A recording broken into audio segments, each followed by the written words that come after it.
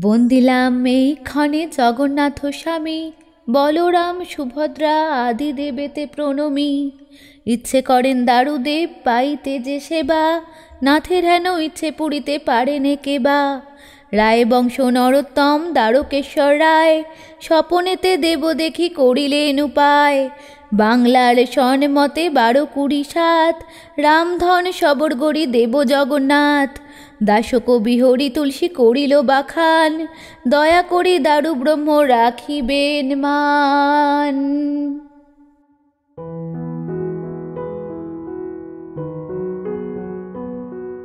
নমস্কার, আপনারা শুনছেন সাহিত্য সমাহার। আচ্ছা, ভূতের গল্প শুনলে কি মন ভালো হয়ে যায়? চোখে জল আসে বুঝি?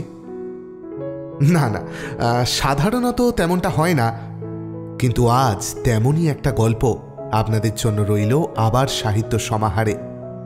লেখক কুন্তল বিশ্বাসের লেখা মহাপ্রসাদ।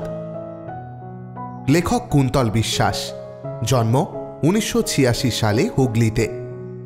পেশায় ব্যাংক কর্মী হলেও নেশা গল্পের বইয়ে ডুবে থাকা, আর বই পড়ার নেশা থেকেই কলম চলতে শুরু করে সেই ছোট্টবেলা থেকে। কিন্তু সময়ের অভাবে আর নিজের আলস্যের কারণে লেখালেখি তুলনামূলকভাবে কম। যেটুকু লেখালেখি আছে তাও বেশিরভাগ ডায়েরি বন্দি। যদিও সেই ডায়েরির বাঁধন ছিঁড়ে মাঝে মাঝে বর্ষণমুখর মেঘ সরিয়ে এক পশলা সোনালি রোদের মতোই বেরিয়ে আসে অসাধারণ সব লেখা। সেই লেখা কখনো স্থান করে নিয়েছে মেদিনীপুর স্থানীয় পত্রিকায়, কখনো স্থান করে নিয়েছে ভূত ভুতুমের মতো নামী শারদিয়াতে। 2022 সালে কলকাতা আন্তর্জাতিক বইমেলায় প্রকাশিত 16 আনারির 16 অন্ধকার সংকলনেও তাঁর লেখা গল্প বিশেষ স্থান দখল করেছে। সব রকম গল্প লিখতে পছন্দ করলেও লেখকের নিজের পছন্দের জায়গা মিষ্টি ভূতের দুষ্টুমি ভরা গল্প। আমাদের আজকের গল্প মহাপ্রসাদ আমরা নিয়েছি ভূত ভুতুম উৎসব সংখ্যা 1426 থেকে। ধন্যবাদ লেখক কুন্তল বিশ্বাস এবং ভূত ভুতুম গ্রুপের কর্ণধার সুমঙ্গল দাদাকে আমাদের পাশে থাকার জন্য। তাহলে আর দেরি নয়, শুনে নিন আমাদের আজকের নিবেদন কুন্তল বিশ্বাসের লেখা মহাপ্রসাদ।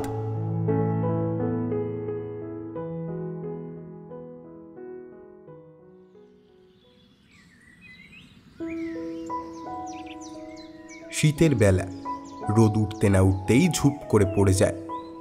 আর এমন ঝোপ জঙ্গুলে বাড়ি, কোথাও যে রোদটা একটু থিতু হবে তার উপায় নেই। অতএব পুরনো চাকর লালা সিং জরাজীর্ণ খাটিয়াটা যেখানে রোদ সেইখানে এনে পাতে, আর কর্তামশাই ততক্ষণ চুপটি করে পাশে দাঁড়িয়ে থাকে। খাটিয়া পাতা হলেই কর্তামশাই তার বিশাল বপু নিয়ে পেঙ্গুইনের মতন এদিক থেকে ওদিক করে ধপ করে খাটিয়ার উপর এসে বসেন।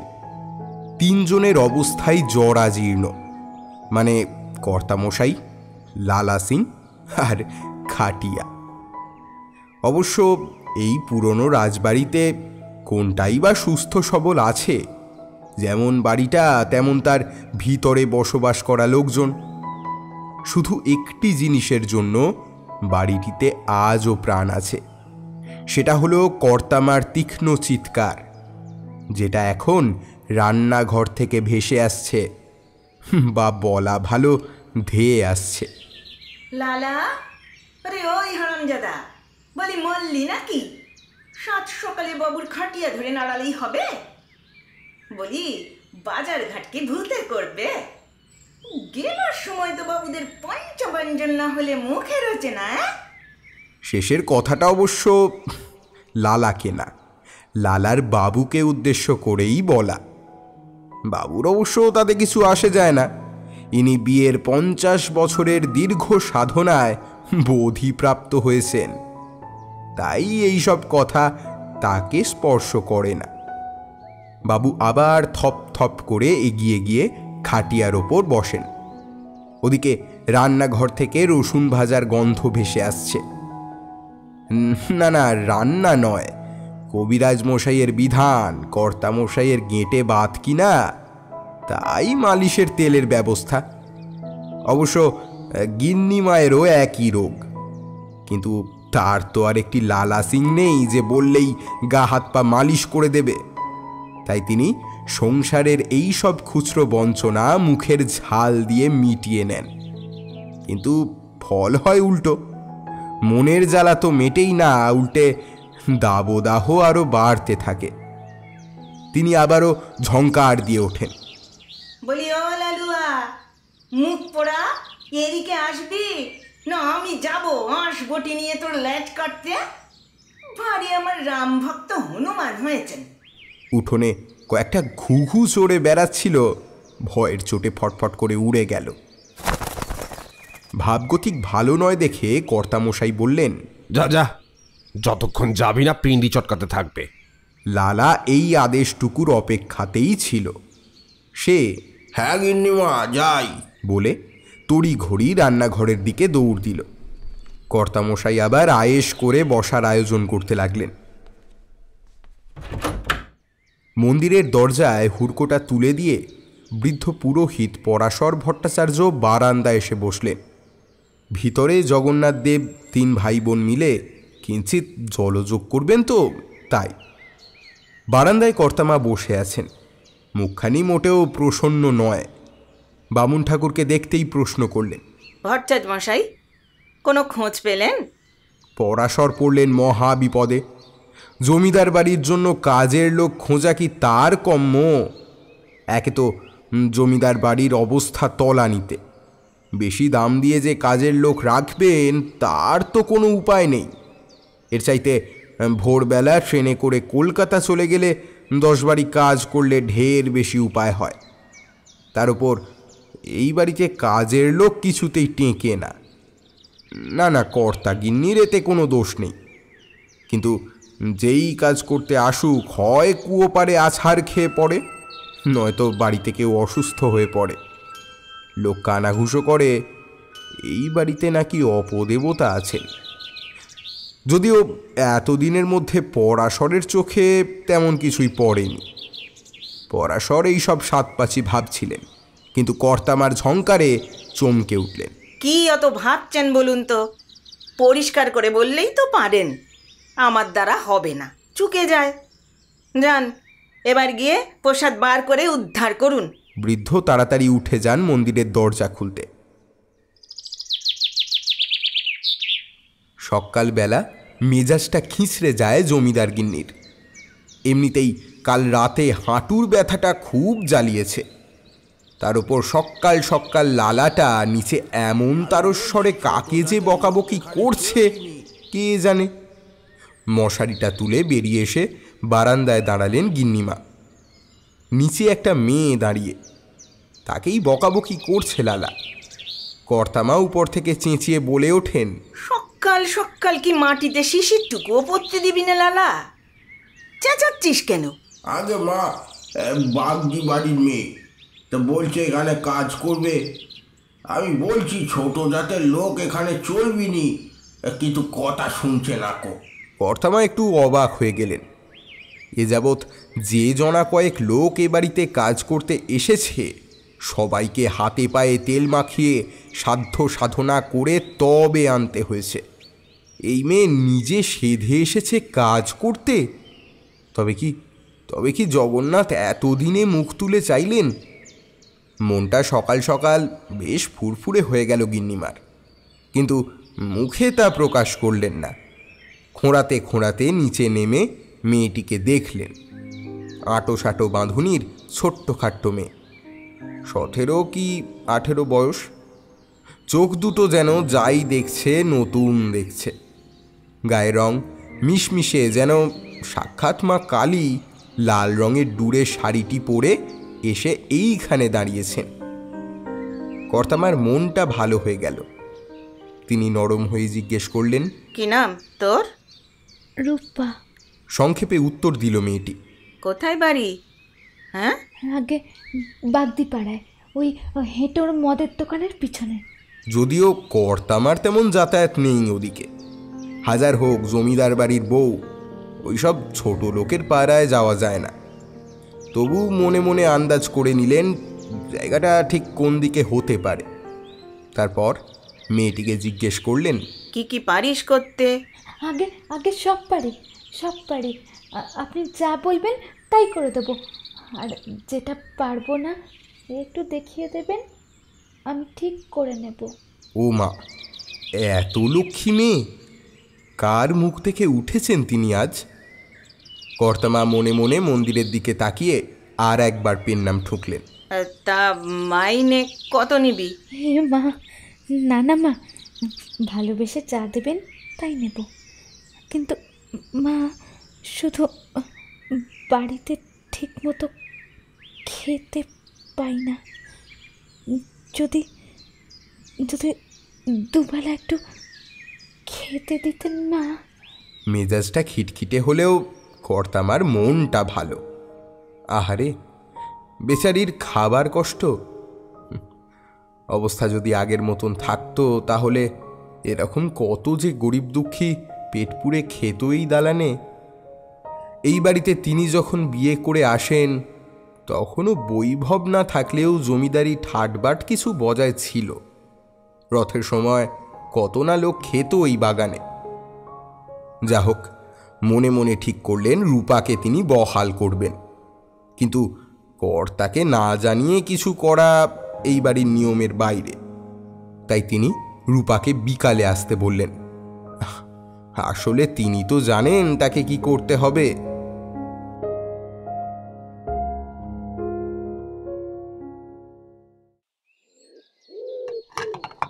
তাই বলে তুমি একটা বাগদির মেয়েকে রাখবে, সে কিনা রান্না করে খাওয়াবে আমাদের? কর্তামশাই চা খেতে খেতে উত্তেজিত হয়ে বললেন। কর্তামা একটা ঠান্ডা চাউনি দিলেন ওনার দিকে, তারপর বললেন, কেন, বাগদিরা কি তোমাদের জমিদারির অংশ ছিল না? কর্তামশাই অবাক হয়ে তাকান। বেশ বুঝতে পারছেন কথাটা অন্যদিকে যাচ্ছে, কিন্তু কোন দিকে তা ঠাহর করতে পারেন না। তিনি একটু সন্দিগ্ধ হয়েই জবাব দিলেন, তা তো ছিল, কিন্তু তার সঙ্গে এর সম্পর্কটা কোথায়? সম্পর্ক আছে। তোমার এই ভূতের বাড়িতে কেউ কাজ করতে চায় না। মেয়েটা নিজে এসে বলল, আমি বাপু সাদা লক্ষ্মী পায়ে ঠেলতে পারবো না। হ্যাঁ, এই বুড়ো বয়সে এত খাটনি আমার পোষায় না, পারি নাকি। আর তোমার যদি অপছন্দ হয় তুমি যাও, পুনেতে গিয়ে থাকতে পারো। হ্যাঁ, প্রসঙ্গত বলে রাখা ভালো, কর্তাগিন্নির একমাত্র পুত্র তার ফ্যামিলি নিয়ে বর্তমানে পুনে নিবাসী। কখনো কখনো দু একটা ফোন ছাড়া সে বুড়ো বাপ মায়ের তেমন একটা খোঁজ খবর রাখে না। পুনের কথা উঠতেই কর্তা কেমন একটু চুপসে গেলেন। কর্তামা হাওয়া নিজের দিকে বুঝেই আর একটু গলা চড়ালেন। বিয়ে হয়ে এসে থেকে দেখছি তোমাদের বাড়ির বিভিন্ন কাজে ওই বাগদিরা আসে কাজ করতে। মন্দির সারাই, গাছ কাটা, বাড়ি মেরামত, সবেতেই তো ওরা আসতো। কেন মনে নেই? মেজকর্তার একজন খাস চাকর ছিল, নেদু। নেদু কি যাচ্ছিল, খোঁজ নিয়েছ? মেজকর্তা তো নেদুর টানা ছিলিম পর্যন্ত টানতো। আর আমি একটা কাজের লোক রাখলেই তোমাদের সব নরকে যাবে? এমন অকাট্য যুক্তি তো আর ফেলে দেওয়া যায় না। আর তাছাড়া পুরুষ জাতির কোমরটা একটু নরম হয়ে গেলে সে কবেই বা স্ত্রীর কাছে জিততে পেরেছে। হ্যাঁ, অগত্যা রূপা বহাল হলো।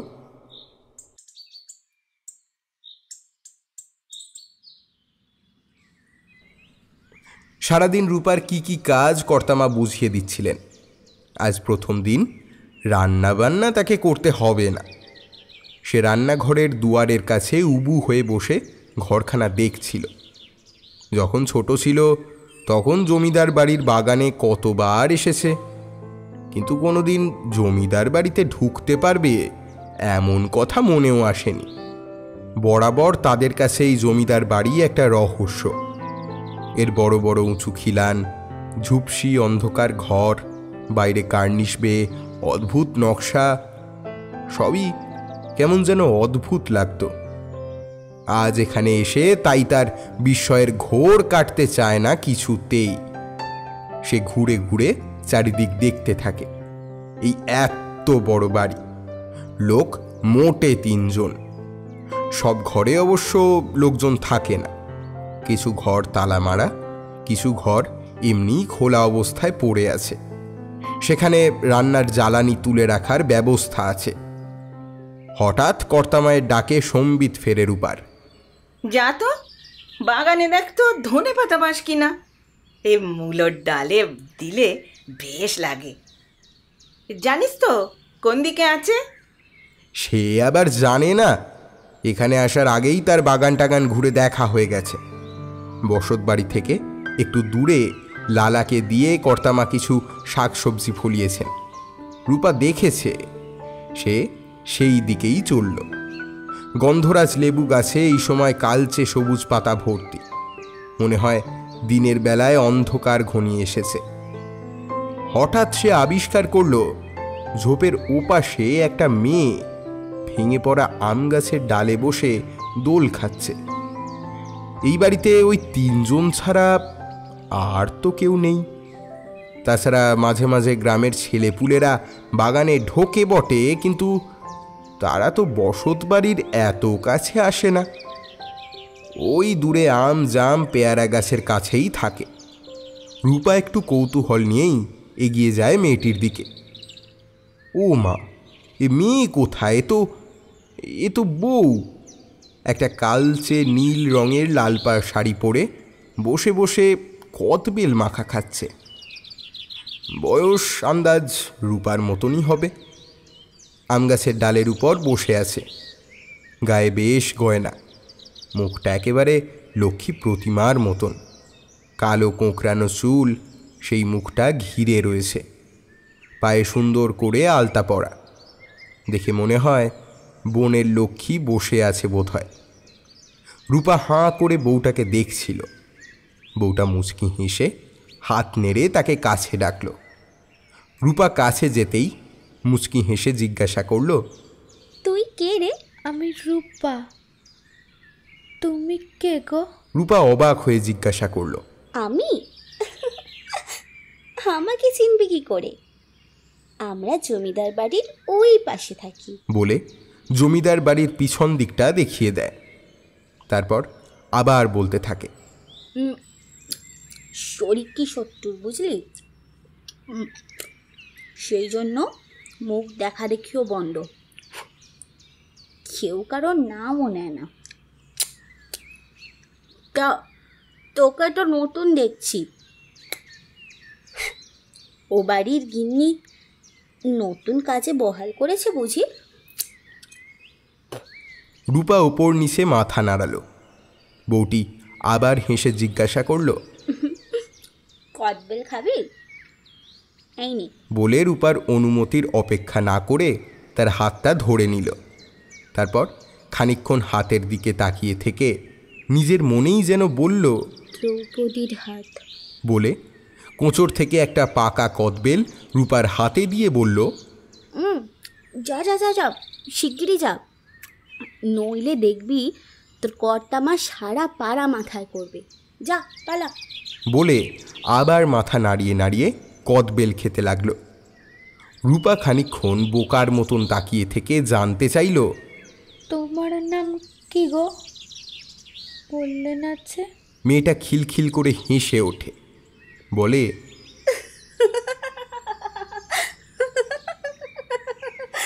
আমার নাম বিমলা।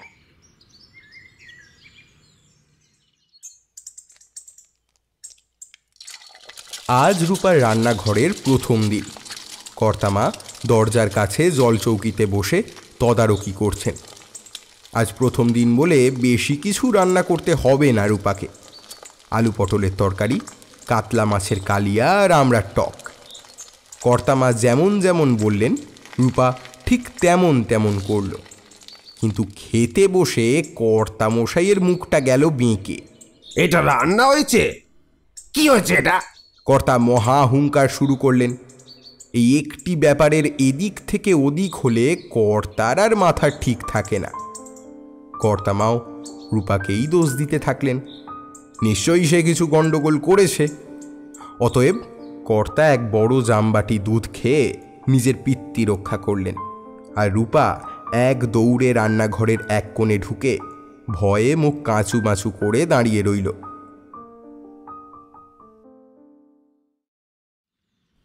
আজ কর্তামার শরীরটা ভালো নেই, অমাবস্যা কিনা, তাই বাতের ব্যথাটা বেশ ভালো মতন টের পাওয়াচ্ছে। রূপা একা রান্নাঘরে মাথায় হাত দিয়ে বসে রয়েছে। কি করবে সে? এই কদিন কর্তামা হাতে হাতে সব দেখিয়ে দিত, কিন্তু আজ তো সে একা। তাও একবার কর্তামার ঘরে উঁকি মেরেছিল, ভেবেছিল একটু যদি কষ্ট করে উঠতে পারেন তাহলেই হবে। কিন্তু যেভাবে আহাউহু করছেন তাতে মনে হচ্ছে না কোনো ফল হবে বলে। অগত্যা রান্নাঘরে বসে রূপার মাথায় হাত, সামনে গুচ্ছের সবজি উপুর করে রাখা। কি থেকে যে কি করবে বুঝে উঠতে পারে না রূপা। এত রান্না করার অভ্যাস তার নেই, বাড়িতে এত আয়োজন থোড়াই দেখেছে সে। বেশিরভাগ দিন তো ওই বিলের গেঁড়ি গুগলি রান্না করে খেয়ে দিন কাটে, ভাতও কখনো পেট পুড়ে খেতে পায় না। সে কি করে জানবে পঞ্চরত্ন সবজি কি করে হয়? ভাবতে ভাবতে চোখে জল চলে আসে তার। হঠাৎ দরজার কাছে একটা মিষ্টি শব্দ শোনা যায়। কি ভাই, কাঁদছিস কেন? রূপা চমকে উঠে তাকিয়ে দেখে বিমলা একটা লাল টুকটুকে ঢাকাই পরে, পান দিয়ে ঠোঁট লাল করে, চৌকাঠে একটা পা দিয়ে দাঁড়িয়ে আছে সে। কাঁদছিস কেন? রান্না চাপাবি না? রূপা কাঁদো কাঁদো মুখে বলে, দেখো না, আমি কিছু বুঝতে পারছি না কি করব। কর্তামার শরীরটা ভালো নেই, আর তাই আজ আবার নিরামিষের দিন। আমি এগুলো পারি না রান্না করতে। আমি বুঝতে পারছি না কি করে কি করব। রূপার চোখে জল চলে আসে। ও আচ্ছা, এই ব্যাপার। ধুর বোকা, এর জন্য কান্নাকাটির কি আছে? আমি আছি তো। শোন, আমি ঠিক যেমন যেমন বলবো তুই ঠিক তেমন তেমন করবি, ঠিক আছে? রূপা আলাদিনের জিনের মতন বিমলার হুকুম তামিল করতে থাকে। সব যখন শেষের দিকে, তখন হঠাৎই বিমলার মনে পড়ে তার তো গুচ্ছের কাজ বাড়িতে পড়ে রয়েছে। সে তড়িঘড়ি রূপাকে বলে, হায় আমার কপাল রে, আমি চললাম বুঝলি। তুই এই নিরামিষ তরকারিতে নামানোর আগে একটু দুধ আর ঘি দিয়ে নামিয়ে নিবি। কাঁচা দুধ দিসনি যেন। অল্প আছে 1 চিমটে গুড়ের সঙ্গে গুলিয়ে দিবি, কেমন? আমি চললাম, অনেক কাজ পড়ে আছে বাড়িতে। ও ভাই, ও ভাই, একটু একটু চেখে দিয়ে যাও না গো, একটু একটু চেখে দিয়ে যাও না গো। রূপা মিনতি করতেই বিমলা চোখ পাকিয়ে বলল, এই খবরদার বলছি, খাবার ভালো হোক খারাপ হোক, কর্তা খাবার আগে চেখে দেখবি না। আমি চললাম, ঠিক আছে? আমার রাজ্যের কাজ পড়ে আছে, আবার আসবো, কেমন? এই বলে এক লাফে রান্নাঘর পেরিয়ে কোন দিকে যে ছুট মারল, রূপা আর তাকে দেখতেও পেল না। বিমলা বড় ভালো। রূপা মনে মনে কৃতজ্ঞতা স্বীকার না করে পারল না। এই বিপদে কিভাবে তাকে উদ্ধার করে দিয়ে চলে গেল। কিন্তু সে যে কত বড় উপকার করেছে সেটা টের পাওয়া গেল খাবার সময়। সবেমাত্র নিরামিষ তরকারিটা দিয়ে 1 গ্রাস ভাত মেখে মুখে তুলেছেন কর্তা। অমনি কর্তামশাইয়ের চোখ ছলছল করে উঠল। কর্তামা তো হাউমাউ করে উঠলেন। কি হলো, ঝাল দিয়ে ফেলেছে নাকি? রূপার দিকে তাকিয়ে ততোধিক কর্কশ স্বরে বলে উঠলেন, কতদিন বলেছি, বুড়ো মানুষের বাড়ি বাপু, ঝাল নুন একটু বুঝে দিও। ভাগ্যিস লালায়নাদের খাওয়ার সময় কাছে থাকে না, নইলে রূপাকে বোধহয় 1 ঘা দিয়েই দিত। কিন্তু এই সময় একটা অভূতপূর্ব কাণ্ড ঘটল। ভাত মুখে কর্তামশাই বললেন, একেবারে মায়ের মতন হয়েছে। রূপা কিছুক্ষণ হাঁ করে দাঁড়িয়ে রইল। এ কি বললেন কর্তা? কিছুক্ষণ মুখ থেকে কোনো কথা সরল না রূপার। এর মধ্যে কর্তামা একটু তরকারি নিয়ে মুখে দিয়েছেন। তার মুখ থেকেও বোঝা যাচ্ছে তিনি অভিভূত, কিন্তু মুখে তা প্রকাশ করলেন না। রূপা তাড়াতাড়ি টক আনতে যাওয়ার আছিলায় রান্নাঘরে এসে 1 পাক নেচে নিল। আহা, এখন যদি বিমলা থাকতো, একটা পেন নাম নিশ্চয়ই ঠুকে দিত সে। বন্দিলাম এইক্ষণে জগন্নাথ স্বামী, বলরাম সুভদ্রা আদি দেবেতে প্রণমী। ইচ্ছে করেন দারুদেব পাইতে যে সেবা, নাথের হেন ইচ্ছে পুরিতে পারেনে কেবা। রায় বংশ নরোত্তম দ্বারকেশ্বর রায়, স্বপনেতে দেব দেখি করিলেন উপায়। বাংলার সনমতে 12-27, রামধন সবর গড়ি দেব জগন্নাথ। দাসকবি হরি তুলসী করিল বাখান, দয়া করি দারু ব্রহ্ম রাখিবেন মান। মন্দিরের গায়ে একটা গ্রানাইট পাথরে খোদাই করা এই ছোট্ট পাঁচালিটা রূপা বেশ মন দিয়ে পড়ল কয়েকবার। সামনেই রথ, জমিদার বাড়িতে বেশ কয়েক মাস হয়ে গেছে সে রান্না করছে। কথায় বলে মনের পথ পেট হয়ে যায়। একেবারে সত্যি কথা। তার রান্নার সুখ্যাতি কর্তামার লোকজনের কাছেও করে বেড়ান। আর কর্তামশাই রূপার রান্না বলতে পাগল। ভালো মন্দ বাড়তি কিছু হলেই রূপা বাড়ি নিয়ে যেতে পারে। ভাই বোনগুলো একটু দুবেলা পেট পুড়ে খায়। তবে সমস্তটাই হয়েছে বিমলার জন্য। সে না থাকলে এতদিন টিকতেই হতো না তাকে। তবে একটা কথা তার মনে একটু বেঁধে, এত ভালো রান্না করা সত্ত্বেও কই কই জগন্নাথের ভোগ কখনো রান্না করতে দেওয়া হয় না তো তাকে। ওটা বরাবর নিজের হাতে রান্না করে দেন কর্তামা। নিচু জাতের হাতে প্রসাদ নেবেন না ঠাকুর। এমনিতে এই মন্দিরে নিচু জাতের লোকের ওঠা বারণ, তাতে নাকি ঠাকুর পাপ দেন। রূপা তাই ছোটবেলা এই বাগানে মন্দিরের আশপাশ দিয়ে খেলা করে বেড়ালেও কখনো মন্দিরে ওঠেনি। আজও সে মন্দিরের বারান্দায় বাইরে থেকে ফলকটা পড়ছিল। রথের মাত্র কয়েকদিন বাকি। মন্দিরটির আশেপাশের ঝোপঝাড় পরিষ্কার করে মন্দিরের রং করে কলি ফেরানো হবে। বেলা বাড়লেই লোকজন আসবে। রূপা আর বিমলা ফাঁকায় ফাঁকায় একটু ঘুরে দেখছে সব কিছু। বিমলা একটা টিয়া রঙের লালপাড় শাড়ি পরেছে। কি সুন্দর যে লাগছে তাকে। মনে হচ্ছে এক্ষুনি ডানা মেলে বোধহয় উড়ে যাবে। সে আলগোছে রূপাকে ডাকে, এই শোন, এবার নাকি তোর কর্তামশাইয়ের ছেলেও আসবে। রূপা এসবের তেমন কিছু জানে না। শুধু কর্তামার মুখে আবছা শুনেছিল। হ্যাঁ, সেরকমই তো শুনছিলাম। ওই তো দাদাবাবু আসবে বৌরানী আর তার ছেলেকে নিয়ে। বিমলা কোনো উত্তর দেয় না। সে মন্দিরের পিছন দিকটায় যায়। রূপাও পিছনে পিছনে যায়। জায়গাটা বেশ পরিষ্কার করে রাখা। রূপা, এই দেখ, এখানেই ঠাকুরের ভোগ রান্না হবে। আর এখানে কাঙালি ভোজনের ব্যবস্থা করা হয়। আগে তো কয়েকশো লোক খেত, কিন্তু এখন শুধু কয়েকজনকেই নেমন্তন্ন করা হয়। তারপর এই দেখ, এইখানে ঠাকুরের মালা গাঁথা হয়। মালা কারা এসে সেই বিজনপুর থেকে। এখানে স্নান যাত্রায় ঠাকুরের স্নান হয়। বিমলা ঘুরে ঘুরে এইসবই দেখাতে লাগলো রূপাকে। কিন্তু এসব কি বলছে বিমলা? রূপা অবাক হয়ে তাকিয়ে থাকে। এসব গল্প রূপা তার দিদার কাছে শুনেছে বটে, কিন্তু এত আড়ম্বর তো এখন আর হয় না। সে বিমলাকে আস্তে করে বলে, এই কি বলছো তুমি? এখন তো আর ওসব হয় না। বিমলার যেন চমক ভাঙে। সে ঘুরে রূপার দিকে তাকিয়ে দেখে। তারপর মনে পড়ার ভঙ্গিতে বলে ওঠে, হ্যাঁ, উফ, আমিও না, মানে কি বলবো, গল্প শুনে শুনে সত্যি করেই ভাবতে রেখেছি। চল এখন, ওই বাড়ির কেউ আমাকে দেখলে বড় অশান্তি করবে। কাজের লোকজন এলো বলে। চল চল।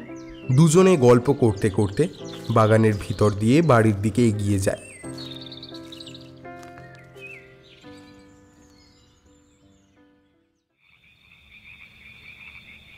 আজ রথযাত্রার আগের দিন। চারিদিকে হুলুস্থুল পড়ে গেছে যেন। বড় বড় পুরনো বাসন তৈজসপত্র বেরিয়েছে, সেগুলোকে মাজা ঘষা ঘরদোর পরিষ্কার করা। দাদাবাবু এসেছেন বৌদি আর ছেলেকে নিয়ে, তাদের খিদমত করা, এই সব নিয়ে রূপা খুব ব্যস্ত। এর মধ্যে যে বিমলা আসবে না সে খুব ভালো করেই জানত। মন্দিরের পিছনে রান্নাবান্নার সমস্ত জোগাড় যন্ত্র তৈরি। কাল শেষ রাত থেকেই বামুনরা লেগে পড়বে প্রসাদ তৈরির কাজে। কর্তামা এই দুদিন রূপাকে বাড়ি যেতে বারণ করেছে। লোকজনের বাড়ি কোথায় কি কাজে লাগে।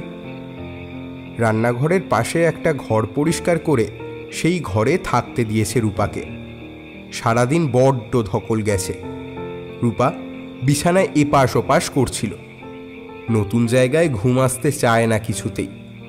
বাড়িতে ভাই বোনগুলো তাকে জড়িয়ে ধরে ঘুমোয়। রূপার ওদের কথা বড্ড মনে পড়তে লাগলো। হঠাৎ দরজায় টোকা, খুব আস্তে, টুকটুক করে। কি করবে? দরজা খুলবে নাকি? যদি চোর ডাকাত হয়? কিন্তু চোর ডাকাত এলে রূপার ঘরে নেবেটা কি? রান্নাঘরের বাসনপত্র নিতে এসেছে। কিন্তু এখন তো ছিচকে চোরে বাসনপত্র নেয় না। তাছাড়া দারোগা মশাই কালকের উৎসবের জন্য 2 পুলিশ মোতায়েন করেছেন। চোরের এত সাহস হবে এখানে আসার জন্য? এই সব 7-5 ভেবে চলেছে রূপা। এমন সময় বাইরে থেকে চাপা গলার আওয়াজ এলো। বুকে প্রাণ ফিরে এলো রূপার। বিমলা! একটা ছোট্ট চাইনিজ টর্চ ছিল রূপার কাছে, কিন্তু বিমলা সেটা জ্বালাতে বারণ করল। দুজনে বাগানে ঘোরাফেরা করছে। বিমলারও নাকি ঘুম আসছিল না। রাতের অন্ধকারে আকাশটা কেমন যেন নীল দেখাচ্ছে। আকাশ ভর্তি তারা, আর বাগান ভরে তারা জ্বালিয়ে রেখেছে জোনাকিরা। দূরে কোথাও গাছে কাঁঠাল পেকেছে, তার মিষ্টি গন্ধ ভেসে আসছে বাতাসে। বিমলার কোনো ভয় ডর নেই। সে নাকি মাঝে মাঝেই বাগানে এমন রাতের বেলা ঘুরে বেড়ায়। দুজনে মিলে কুন্দ গাছের ঝোপটার কাছে বসল। বিমলা কোনো ভূমিকা ছাড়াই বলল, তুই জানিস তোর সঙ্গে এই জগন্নাথের একটা সম্পর্ক আছে? রূপা ভাবল বিমলা মজা করছে। সে বলল, জানি তো, আমরা তো ওনার শত্রুর হই। তা তো উনি আমাদের ওনার কাছে ঘেঁষতেই দেয় না। হ্যাঁ? ধুর, তোকে কে বললো? ভগবানের শত্রু তো পাপ। যে পাপ করে সে। তুই কি পাপ করেছিস? এসব কথা রূপা আগে অনেক শুনেছে। সে জানে এসব কথার কথা। কেউ এসব মানে না। পরীক্ষার খাতায় জাতিভেদ অভিশাপ সবাই লেখে, কিন্তু রূপা তো জানে নৌকা করে শাপলাকান্ডির হাটে যাবার সময় নৌকার বসার জায়গা থেকে তাদের ভাই বোনদের সরিয়ে বড় বাড়ির বউদের জায়গা করে দেওয়া হয়। কিন্তু বিমলা এরকম না। রূপা তাকে বলে, ছাড়ো না, ওসব বললে কি কেউ আর আমাকে জগন্নাথ দেবের মন্দিরে উঠতে দেবে? দেবে না। তোরা গ্রামে এতগুলো বাগদি লোক থাকিস, তোরা চাইলেই জোর করতেই পারিস মন্দিরে উঠবি বলে। যত গতর খাটানির কাজ তোরা করবি, আর মন্দিরে তোদেরকেই উঠতে দেবে না? এ কিরকম কথা রে? বিমলা উত্তেজিত হয়ে পড়ছিল। রূপা তাকে শান্ত করার জন্য বলল, আচ্ছা আচ্ছা, শান্ত হও, তুমি একটু শান্ত হও, শান্ত হও।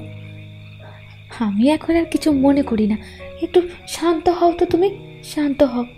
ও ছোটবেলা থেকে দেখতে দেখতে অভ্যেস হয়ে গেছে, এখন আর গায়ে লাগে না।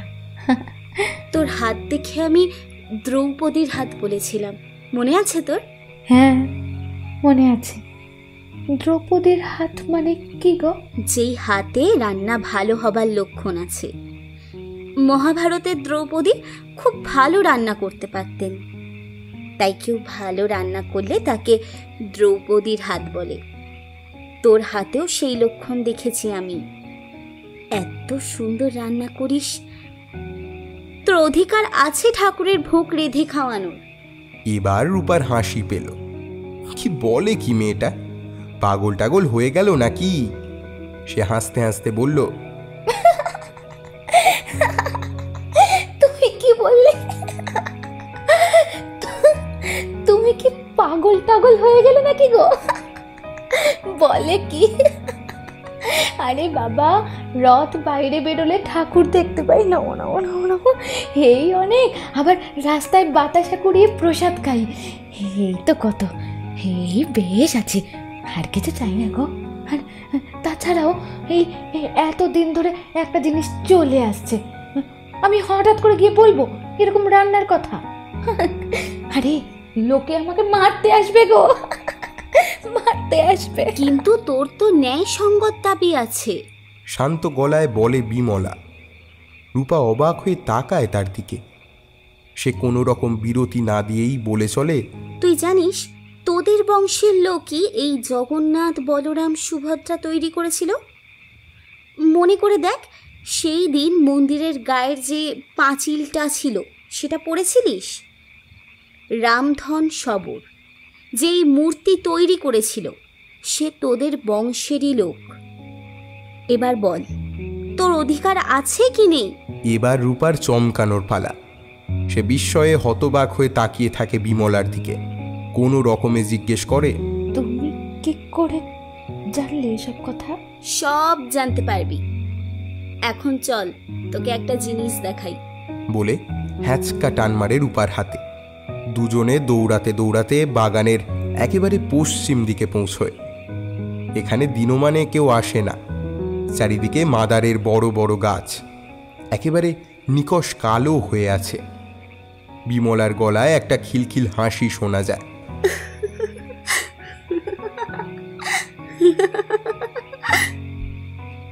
একটা জাদু দেখবি? বলেই সে পা দিয়ে নিচে পড়া শুকনো পাতার উপর বসে পড়ে উবু হয়ে। তারপর হাত দিয়ে পাতাগুলো একটু সরিয়ে দিতেই এক অদ্ভুত লাল রঙের টুনি বাল্বের মতন ফল মাটির উপরে ফুটে ওঠে, একেবারে বোম্বাই কুলের মতন। রূপার ঘোর কাটে না। সে জিজ্ঞেস করে, এগুলো কি গো? হ্যাঁ, এগুলো এগুলো আগুন ছাতু। এগুলো দেবতারা খায়। তুই কাল রান্না করে খাওয়াবি জগন্নাথকে। রূপার মগজ পর্যন্ত কোনো কথা পৌঁছয় না। সে পাগলের মতন পাতা সরাচ্ছে আর আগুন ছাতুর শোভা দেখছে। বিমলা বলে চলে, তোল তোল, কালকে আর পাবি না এগুলো। আঁচলে বাঁধ, কালকে দরকার হবে। তুই একেবারে একা গোপনে রান্না করবি, কেমন? রূপা পাগলের মতন আঁচলে আগুন ছাতু তুলতে থাকে।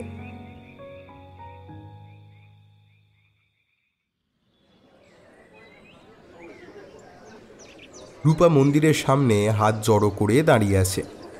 মন্দিরের সিঁড়িতে কর্তামা, পরাশর বামুন আর অন্যান্য পুরোহিতরা দাঁড়িয়ে আছেন। এক মহা সমস্যা এসে উপস্থিত। কি করবে কেউ কিচ্ছুটি বুঝতে পারছে না। সকাল থেকেই ঠাকুরের ভোগ রান্না হচ্ছিল মন্দিরের পিছনে। সামনে চলছিল ঠাকুরের পূজা অর্চনা, শৃঙ্গার। এমন সময় কি করে কেউ বুঝে ওঠার আগেই কতগুলো কাকের দল একসঙ্গে ঢুকে পড়ে ঢেকে রাখা প্রসাদের দফা রফা করে যায়। প্রচুর প্রসাদ করে রাখা হয়েছিল, কিন্তু সব নষ্ট, সব পণ্ড। মন্দিরের বাইরে রথ দাঁড়িয়ে আছে। ভোগ নিবেদন হলেই 3 ভাই বোন রথে উঠবেন। এমন সময় এই বিপত্তি। কি হবে তখন চারিদিকে শোরগোল পড়ে গেল। কর্তামশায়ের যেন মূর্ছা যাওয়ার জোগাড়। তখন রূপা বলে, অনুমতি হলে আমি জোগাড়টা করে দিতে পারি। শুধু আমাকে বাজারটা কেউ করে দাও। এরপর যা হবার তাই হলো। চারিদিকে গেল রব উঠল। জগন্নাথ নাকি নিচু জাতের রান্না করা প্রসাদ সেবা করবেন। ছি ছি ছি। তার উত্তরে রূপা বলল, চুপ করুন, আপনারা চুপ করুন। কেন বলতে পারবেন? রামধন যদি সবর হয় মূর্তি গড়ে দিতে পারে, আর সেই মূর্তি যদি 200 বছর ধরে পুজো হতে পারে, তাহলে আমি কেন ভোগ বানিয়ে দিতে পারবো না? হ্যাঁ, আমি কেন ভোগ বানিয়ে ঠাকুরকে রেঁধে খাওয়াতে পারবো না? হ্যাঁ, বলুন। কেন পারবো না? অকাট্য যুক্তি, কিন্তু কর্তামা অবাক হয়ে রূপাকে দেখতে থাকেন। এই মেয়ে এত কথা বলছে কি করে? সত্যি কি করে বলছে রূপা তা নিজেও জানে না। একটা অদ্ভুত জোর এসেছে তার মনে। সে পারবে, তাকে পারতেই হবে। এখন বিমলা থাকলে বেশ হতো, কিন্তু তাকে তো দেখতেই পাচ্ছে না। একবারও কি আসবে না? পুজো আচ্ছার দিন কেউ শরিক টরিক মানে নাকি? অবশেষে পরাশর ঠাকুর মশাই মুখ খুললেন। দেখো বাবা সবাই, আমি এত বছর ধরে নিষ্ঠা করে পুজো করছি। আমার যুক্তি বলে ঠাকুরকে অভুক্ত রাখার অধিকার আমাদের নেই। তিনি যখন নিজেই নিজের ব্যবস্থা করছেন, তখন আর এসব নিয়ে মাথা খারাপ না করাই উচিত। অনেকেই তার কথায় সায় দিলেন। সত্যি তো, আজকাল কি আর কেউ এসব মানে? অতএব একদল ছুটল বাজারে, আর রূপা ছুটল তাদের বাগদিপাড়ার দিকে। বাগদিপাড়ায় যে কজন ছিল, বাচ্চা বুড়ো সবাই হাজির। সবাই এই অদ্ভুত কাণ্ড দেখতে চায়। নদীতে ডুব দিয়ে সবাই ভিজে কাপড়ে বসে গেছে প্রসাদের ব্যবস্থা করতে। রূপা উনুন সামলাচ্ছে, ছেলেরা কাঠ কাটছে, মেয়েরা সবজি কাটছে আর মশলা বাটছে, আর ছোটরা জল আনা, খোসা ছাড়ানো, এই সব কাজ হচ্ছেও তড়িৎ গতিতে। যে চাল ফুটতে আধ ঘন্টা সময় লাগে, সেই চাল 15 মিনিটেই সিদ্ধ। ইস, এই সময় বিমলাটা যে কোথায়? রূপার চোখ তাকেই খুঁজে চলে। রান্না যখন শেষের দিকে, রূপা দায়িত্ব অন্য একজনকে দিয়ে নিজের ঘরের দিকে এগিয়ে চলল। আজ মূল বাড়িতে কেউ নেই, সবাই এসেছে পুজোর এখানে। নিজের ঘর থেকে কাপড়ের পুঁটুলিতে বাঁধা আগুন ছাতু নিয়ে এসে রান্নাঘরের দৌড় দিল। মন্দিরের দরজা বন্ধ হয়ে গেল। ভোগ নিবেদন শেষ। নির্ধারিত সময়ের একটু দেরিতেই হয়েছে, কিন্তু হয়েছে তো। আর বিশেষ চমক, রূপার নিজের হাতে তৈরি করা একটা বিশেষ প্রসাদ রান্নাঘর থেকে, যেটা ঢেকে নিয়ে সোজা বামুন ঠাকুরের হাতে এনে দিয়েছিল। সে বলেছিল, এই নিন, এটা খুলবেন না, যেমন করে আছে ঠিক এভাবেই নিবেদন করবেন। ঠাকুরমশাই কৌতূহলী হয়ে ওঠেন। খুব সুন্দর গন্ধ তোরে। কি আছে রে এতে? আছে আছে, আমি নিজে হাতে বানিয়েছি। নিবেদনের শেষে এটা ঠিক এভাবেই আমার হাতে দেবেন। বলে মুখ নিচু করে রূপা।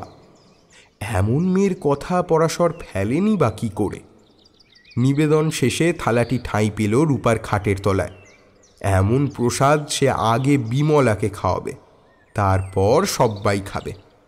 ঘর থেকে বেরোতে যাবে, এমন সময় একটা লাল টুকটুকে বেনারসি পরে বিমলা প্রায় ছুট্টে ঘরে ঢুকে দরজায় খিল দিল। প্রসাদ এনেছিস ভাই? তাড়াতাড়ি দে।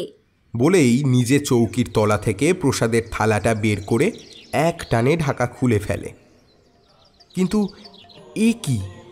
ছিল আগুনে ছাতুর তরকারি, কিন্তু এখন হলো পোলাও। বিমলা হাতটা সোজা সেই পোলাওয়ের মধ্যে ঢুকিয়ে দেয়।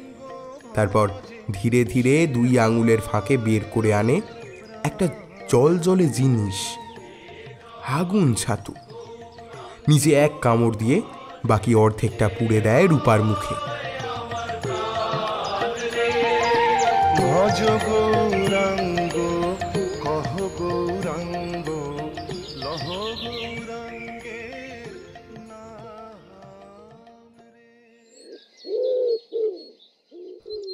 মা, চলুন না পুরী ঘুরে আসি। অনেক দিন কোথাও যাওয়া হয় না। শাশুড়ি বৌমা মিলে পুরনো আলমারি ঘেঁটে শাড়ি বার করছিল পালিশে দেবে বলে। কর্তামা মৃদু হেসে বললেন, আমাদের কি আর যাওয়া হবে মা? তোমরা এতদিন পরে এসেছো, তোমরা যাও। তাই বললে হয় নাকি? এতদিন পরে এসেছি বলেই তো একসঙ্গে যাব। বৌমার কথা শুনে মুচকি হাসেন কর্তামা। এই বৌমার সঙ্গেই এককালে কতই না দাকাটারি সম্পর্ক ছিল তার। জগন্নাথ দেবের কৃপায় সে সব কেটে গেছে। ইতিমধ্যে চায়ের কাপ নিয়ে ঘরে এসে দাঁড়ায় রূপা। সেদিন সেই রথের ঘটনার পর থেকে এই বাড়িতে তার কদর খুব বেড়েছে। পুরনো গ্রামের সামনে সে যেভাবে জমিদার বাড়ির মান সামলেছে, তারপর থেকে সমস্ত জাতের লোকেরাই এখন মন্দিরে পুজো দিতে আসে। কিন্তু রূপা বিমলাকে আর কোনো দিন দেখতে পায়নি। কতবার ভেবেছে কর্তামাকে জিজ্ঞেস করবে ওর কথা, কিন্তু ভয়ে তাও করতে পারেনি। খুব অভিমান হয় রূপার। এবার বিমলাকে দেখতে পেলে আর চুপ করে থাকবে না, এমন বকা দেবে। এমনি করে উধাও হয়ে যেতে হয় নাকি? রূপাকে দেখে কর্তামা বলে ওঠেন, এবার গেলে রূপাকে নিয়ে যাব, জগন্নাথ দর্শন করিয়ে বিমলা দেবীর প্রসাদ পাইয়ে নিয়ে আসব, যাতে খুব ভালো একটা বর পায়। শাশুড়ি বৌমা দুজনেই হাসতে থাকেন। রূপা সলজ্জ হাসিতে একটুখানি মুখ তুলে তাকায়, কিন্তু তার চোখ আটকে যায় বৌরানীর হাতে। ওটা কি? এটা যে সেই শাড়িটা শেষ যেবার বিমলাকে দেখেছিল, সেই লাল টুকটুকে বেনারসি শাড়ি, অবিকল সেই রকম। রূপাকে হাঁ হয়ে যেতে দেখে কর্তামা বলে ওঠেন, হাঁ করে দেখছিস কি? শাড়িটা পছন্দ? ওটা শ্রীমতী বিমলা দেবীর শাড়ি, আমার শাশুড়ি মা। বলে রূপার চিবুকে হাত দিয়ে ছুঁয়ে দেন। বৌমার দিকে তাকিয়ে একটু চোখ টিপে বলেন, এই ছুরি, অমন ভূত দেখার মতো তাকিয়ে আছিস কেন? ঠিক আছে, তোকেও বিয়ের সময় অমন একটা কিনে দেব ক্ষণ।